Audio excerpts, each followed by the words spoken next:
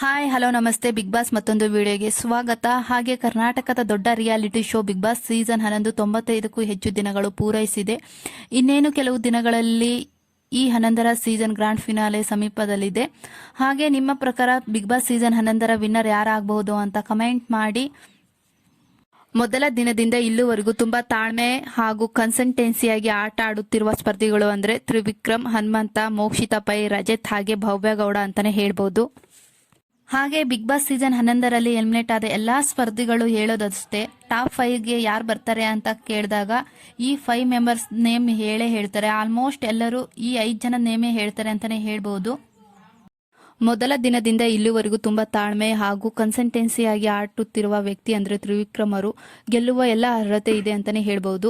ತ್ರಿವಿಕ್ರಮ್ ಅವರು big boss season 11ರ captain ಆಗಿದ್ದಾರೆ. ಹಾಗೆ ಕಳಪೆಗೂ ಹೋಗಿದ್ದಾರೆ, ಉತ್ತಮ ಸಿಕ್ಕಿದೆ. ತ್ರಿವಿಕ್ರಮ್ ಅವರು ಟಾಸ್ಕ್ ಅಂತ ಬಂದಾಗ ತುಂಬಾ ಚೆನ್ನಾಗಿ ಟಾಸ್ಕ್ ಆಡ್ತಾರೆ. ಬಿಗ್ ಬಾಸ್ ಸೀಸನ್ 11ರ ಟಾಸ್ಕ್ ಮಾಸ್ಟರ್ ಅಂದೇ ಫೇಮಸ್ ಆಗಿದ್ದಾರೆ ಅಂತಾನೆ ಹೇಳ್ಬಹುದು. ಹಾಗೆ ಇವರಿಗೆ ತುಂಬಾ ಜನ ಫ್ಯಾನ್ಸ್ ಇದ್ದಾರೆ. ಅದರಲ್ಲೂ ಮೋಕ್ಷಿತಾ ಪೈ, ಹನುಮಂತು, ತ್ರಿವಿಕ್ರಮ್ ಅವರಿಗಂತೂ ತುಂಬಾ ಫ್ಯಾನ್ಸೇ ಇದ್ದಾರೆ. ಯಾವುದೇ ಒಂದು ಪೋಲ್ ನೋಡಿದ್ರು ಇವರಿಗೆ ತುಂಬಾ ಜನ ವೋಟ್ ಮಾಡಿರ್ತಾರೆ ಅಂತಾನೆ ಹೇಳ್ಬೋದು. ಹಾಗೆ ತ್ರಿವಿಕ್ರಮ್ ಅವರು ಬಿಗ್ ಬಾಸ್ ಸೀಸನ್ 11ರ ವಿನ್ನರ್ ಆಗೋ ಎಲ್ಲ ಅರ್ಹತೆ ಇದೆ. ಇನ್ನು ಹನುಮಂತ ಅವರು ಬಿಗ್ ಬಾಸ್ ಮನೆಯಲ್ಲಿ ಬಂಗಾರದ ಮನುಷ್ಯ ಎನಿಸಿಕೊಂಡ ಹಳ್ಳಿ ಹಕ್ಕಿ ಅಂದರೆ ಹನುಮಂತ ಅವರು ಅಂತಾನೆ ಹೇಳ್ಬೋದು.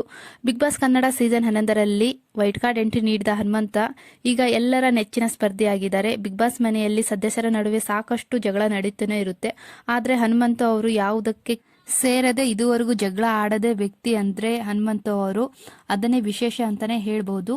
ಹಾಗೆ ಬಿಗ್ ಬಾಸ್ ಆರಂಭದಲ್ಲಿ ಹನುಮಂತ ಅವರ ಆಟದ ವೈಖರಿ, ಅವರು ನಡೆದುಕೊಳ್ಳುವ ರೀತಿಯನ್ನು ಫೇಕ್ ಎಂದು ಅಪಹಾಸ್ಯ ಮಾಡುತ್ತಿದ್ದರು. ಆದರೆ ಬಿಗ್ ಬಾಸ್ ಮನೆಯಿಂದ ಹೊರ ಬಂದಿರುವ ಸದಸ್ಯರು ಹನುಮಂತ ಫೇಕ್ ಅಲ್ಲ ಅಂತ ಹೇಳಿರುವುದು ವಿಶೇಷ ಅಂತಾನೆ ಹೇಳ್ಬಹುದು. ಹಾಗೆ ಹನುಮಂತ ಅವರು ಬಿಗ್ ಬಾಸ್ ಸೀಸನ್ 11ರಲ್ಲಿ ಅತಿ ಹೆಚ್ಚು ಫ್ಯಾನ್ ಬೇಸ್ ಹೊಂದಿರುವ ಸ್ಪರ್ಧಿ ಅಂದ್ರೆ ಹನುಮಂತ ಅವರು ಫಸ್ಟ್ ಪ್ಲೇಸ್ ಅಲ್ಲಿ ಬರ್ತಾರೆ ಅಂತಾನೆ ಹೇಳ್ಬೋದು. ಯಾವುದೇ ಪೋಲ್ ಹಾಕಿದ್ರು, ಯಾವುದೇ ಒಂದು ಕಮೆಂಟ್ ಅಲ್ಲೂ ಹನುಮಂತ ಅವರದ್ದು ನೇಮ್ ಜಾಸ್ತಿ ಇರುತ್ತೆ. ಹಾಗೆ ಪೋಲ್ ಅಲ್ಲಿ ಅವ್ರದ್ದೇ ಹೈಯೆಸ್ಟ್ ವೋಟ್ ಬಂದಿರುತ್ತೆ ಅಂತಾನೆ ಹೇಳ್ಬೋದು. ಇನ್ನು ಬಿಗ್ ಬಾಸ್ ಸೀಸನ್ 11ರ ಕ್ಯಾಪ್ಟನ್ ಆಗಿದ್ದಾರೆ, ಕಳಪೆಗೂ ಹೋಗಿದ್ದಾರೆ, ಉತ್ತಮ ಸಿಕ್ಕಿದೆ, ಕಿಚ್ಚನ ಮೆಚ್ಚುಗೆ ಚಪ್ಪಾಳೆನೂ ಸಿಕ್ಕಿದೆ. ಎಲ್ಲಾ ರೀತಿಯ ವಿನ್ನರ್ ಆಗುವ ಅರ್ಹತೆ ಹನುಮಂತ ಅವರಿಗೆ ಇದೆ ಅಂತಾನೆ ಹೇಳ್ಬೋದು. ಹಾಗೆ ಇನ್ನು ಮೋಕ್ಷಿತಾ ಪೈ ಅವರು ಅತಿ ಹೆಚ್ಚು ಫ್ಯಾನ್ ಬೇಸ್ ಹೊಂದಿರುವ ಬಿಗ್ ಬಾಸ್ ಸೀಸನ್ 11ರ ಸ್ಪರ್ಧೆ ಅಂದ್ರೆ ಮೋಕ್ಷಿತಾ ಅವರು ಅಂತಾನೆ ಹೇಳ್ಬೋದು. ಫಸ್ಟ್ ಪ್ಲೇಸ್ ಅಲ್ಲಿ ಹನುಮಂತ ಅವರು ಇದ್ರೆ, ಸೆಕೆಂಡ್ ಪ್ಲೇಸ್ ಅಲ್ಲಿ ಮೋಕ್ಷಿತಾ ಪೈ ಅವರು ಇದ್ದಾರೆ. ಇವ್ರಿಗೆ ತುಂಬಾ ಜನ ಫ್ಯಾನ್ಸ್ ಇದ್ದಾರೆ ಅಂತಾನೆ ಹೇಳ್ಬೋದು. ಯಾವುದೇ ಪೋಲ್, ಯಾವುದೇ ಸೋಷಿಯಲ್ ಮೀಡಿಯಾ ನೋಡಿದ್ರು, ಯಾವುದೇ ಕಮೆಂಟ್ ಸೆಕ್ಷನ್ ನೋಡಿದ್ರು ಅತಿ ಹೆಚ್ಚು ನೇಮ್ ಬರದೆ ಮೋಕ್ಷಿತಾ ಪೈ ಅವರದ್ದು. ಬಿಗ್ ಬಾಸ್ ಸೀಸನ್ 11ರಲ್ಲಿ ಅತಿ ಹೆಚ್ಚು ಫ್ಯಾನ್ ಬೇಸ್ ಹೊಂದಿರುವ ಮಹಿಳೆ ಅಂದ್ರೆ ಮೋಕ್ಷಿತಾ ಪೈ ಅಂತಾನೆ ಹೇಳ್ಬೋದು. ಹಾಗೆ ಇವರು ಬಂದ ದಿನದಿಂದ ಇಲ್ಲಿವರೆಗೂ ತುಂಬಾನೇ ತಾಳ್ಮೆ, ಕನ್ಸಲ್ಟೆನ್ಸಿ ಆಗಿ ಆಟ ಆಡ್ತಿದ್ದಾರೆ ಅಂತಾನೆ ಹೇಳ್ಬೋದು. ಹಾಗೆ ಸೆಲ್ಫ್ ರೆಸ್ಪೆಕ್ಟ್ ಅಂತ ಬಂದಾಗ ಸೆಲ್ಫ್ ರೆಸ್ಪೆಕ್ಟ್ ಎಲ್ಲೂ ಬಿಡದೆ ಇಲ್ಲಿವರೆಗೂ ತಮ್ಮ ಆಟನೇ ಆಡ್ಕೊಂಡು ಬಂದಿದ್ದಾರೆ. ಹಾಗೆ ಬಿಗ್ ಬಾಸ್ ಸೀಸನ್ 11ರ ಉತ್ತಮ ಪಡೆದುಕೊಂಡಿದ್ದಾರೆ. ಮೋಕ್ಷಿತಾ ಪೈ ಅವರು ಆಟ ಅಂತ ಬಂದಾಗ ಅವರ ಎಫೆಕ್ಟ್ ಅಂತೂ ಹಾಕ್ತಾರೆ. ಕೆಲವೊಂದು ಟಾಸ್ಕ್ ವಿನ್ ಆಗಿದ್ದಾರೆ, ಕೆಲವೊಂದು ಟಾಸ್ಕ್ ವಿನ್ ಆಗಿಲ್ಲ. ಬಟ್ ಸೆಲ್ಫ್ ರೆಸ್ಪೆಕ್ಟ್ ಅಂತ ಬಂದಾಗ ತುಂಬಾ ವ್ಯಾಲ್ಯೂ ಕೊಡ್ತಾರೆ. ಹಾಗೆ ಬಿಗ್ ಬಾಸ್ ಸೀಸನ್ 11ರ ವಿನ್ನರ್ ಆಗೋಕೆ ಎಲ್ಲ ತರಹದ ಅರ್ಹತೆ ಇದೆ ಮೋಕ್ಷಿತಾ ಪೈ ಅವರಿಗೆ. ಹಾಗೆ ಎರಡನೇ ಮಹಿಳಾ ಸ್ಪರ್ಧೆ ಅಂದ್ರೆ ಮೋಕ್ಷಿತಾ ಪೈ ಅವ್ರನ್ನ ಬಿಟ್ಟು ಭವ್ಯಗೌಡ ಅಂತಾನೆ ಹೇಳ್ಬೋದು. ಟಾಸ್ಕ್ ಅಂತ ಬಂದಾಗ ತುಂಬಾ ಚೆನ್ನಾಗಿ ಆಟ ಆಡ್ತಾರೆ. ಹಾಗೆ ಬಿಗ್ ಬಾಸ್ ಸೀಸನ್ 11ರಲ್ಲಿ ಟಾಸ್ಕ್ ಕ್ಯೂನ್ ಅಂತ ಫೇಮಸ್ ಆಗಿದ್ದಾರೆ. ಹಾಗೆ ಬಿಗ್ ಬಾಸ್ ಸೀಸನ್ 11ರಲ್ಲಿ ಇತಿಹಾಸನೇ ಸೃಷ್ಟಿ ಮಾಡಿದ್ದಾರೆ ಅಂತಾನೆ ಹೇಳ್ಬೋದು. ಸತತವಾಗಿ 3ನೇ ಬಾರಿ ಕ್ಯಾಪ್ಟನ್ ಆಗಿರೋದು ಭವ್ಯಗೌಡ ಅವರು. ಹಾಗೆ ಕಿಚ್ಚನ ಮೆಚ್ಚುಗೆ ಚಪ್ಪಾಳೆ ಸಿಕ್ಕಿದೆ. ಹಾಗೆ ಒಂದು ಬಾರಿ ಉತ್ತಮನೂ ಸಿಕ್ಕಿದೆ. ಎಲ್ಲಾ ತರದ ಅರ್ಹತೆ ಇದೆ ಭವ್ಯಗೌಡ ಅವರಿಗೆ ಬಿಗ್ ಬಾಸ್ ಸೀಸನ್ 11ರಲ್ಲಿ ವಿನ್ನರ್ ಆಗೋಕೆ.